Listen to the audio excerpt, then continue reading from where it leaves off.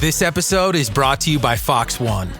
Watch all 104 matches of the FIFA World Cup live in 4K for just $19.99 a month with 3 days free.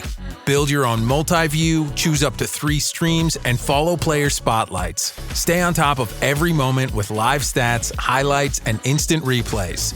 The FIFA World Cup, streaming live on Fox One. Offers are subject to change. See fox.com for complete terms and conditions. Listen, all you New Yorkers. Excuse me, taxi. Okay, man, we're looking around. This is the 77 WABC minicast. Maybe he doesn't know that Donald Trump, since he was age 32, 33 years old, has been talking about how that Iran needs to be dealt with, especially the nuclear threat.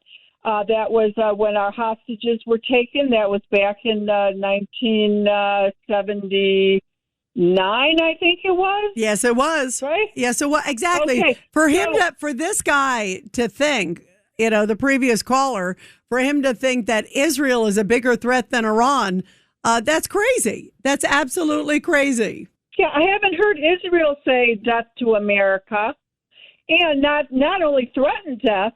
They've already massacred a bunch of Americans and many others. So these people, and then he's telling you that you don't know history. Oh my God, you really. Because you exposed him. Do I get the Patience Award tonight, Susan, for that? I think you get some champagne after work for sure. And then, Stan is Stan. But I really want to get your feedback because we've all been, I know you and I have talked about it and many about the Iranian people, what they've already had even just this year earlier when they tried to take the streets and they're still being slaughtered by the IRG. Right. But I'm just wondering if there might actually be some covert things going on with our either special forces or CIA, and that this with time that with these 60-day things, and of course it's being, and I even think that when Donald Trump was kind of whining about the Kurds and the guns never got there, then maybe that was a bit of a smokescreen, and maybe this is really happening. We don't really know, right? Yeah, we don't know. And we don't know if President Trump has been working behind the scenes to do, for all we know, there could be some mass planning with them rising up. At the same time, there might be some simultaneous strikes coming in. I mean, there could be a whole bunch of things that are happening.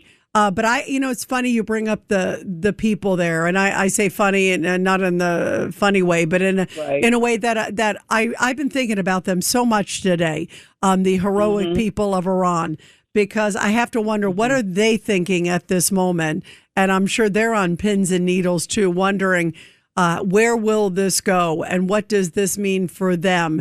And clearly, President Trump absolutely cared about them and hates these ideas of executions that were happening. So I don't believe that he's just going to walk away and say, good luck. I do believe that there's some alternative plan that's in the works. It may take time because you're dealing with such fanatics. And the last thing, too, also, Susan, remember when everything happened, he said to them, I'll remember on day one, he said to the people there of Iran, I will tell you when it's ready to come to the streets. He has not said that yet. So he knows that, the temperature, the moment is not right yet. And the last thing he wants to do is to put them in even more danger by taking to the streets now and truly getting slaughtered until they can get the weaponry. But I think there is some sort of a master plan. And I think, we'll see what happens in the near future.